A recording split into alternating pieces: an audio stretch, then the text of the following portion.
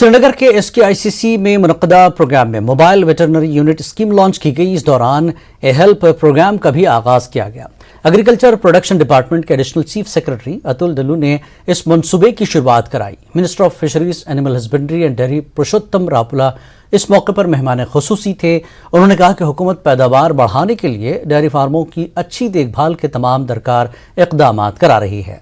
LG Manoj Sinha ने तकरीब की सदारत की और कहा कि ए हेल्प के तहत 3000 से ज्यादा खवातीन को तरबियत दी जाएगी और वेटरनरी यूनिट्स कायम किए जाएंगे ताकि खुद कफील बनने में किसानों की मदद की जा सके और वो तसल्ली बख्श तौर से पैदावार भी बढ़ा सकें।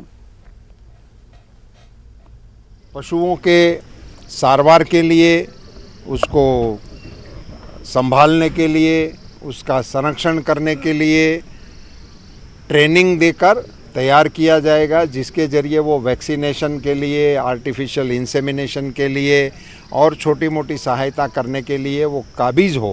इस प्रकार की ट्रेनिंग देकर पशु सखियों को जोड़ने का और ट्रेनिंग देने का एक प्रोग्राम लॉन्च किया है।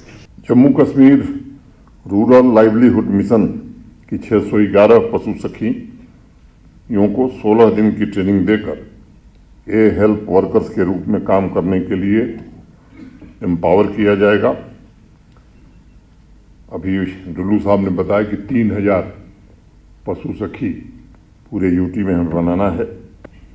लाइवलीहुड मिशन के मिल्क सेल्फ हेल्प ग्रुप तथा FPOs को village level dairy cooperative society के रूप में स्थापित करना ये आने वाले समय में हमारे लिए एक बड़ा लक्ष्य। सरकार की जो योजनाएं चल रही हैं उनका पूरा लाभ हम उठा सकें।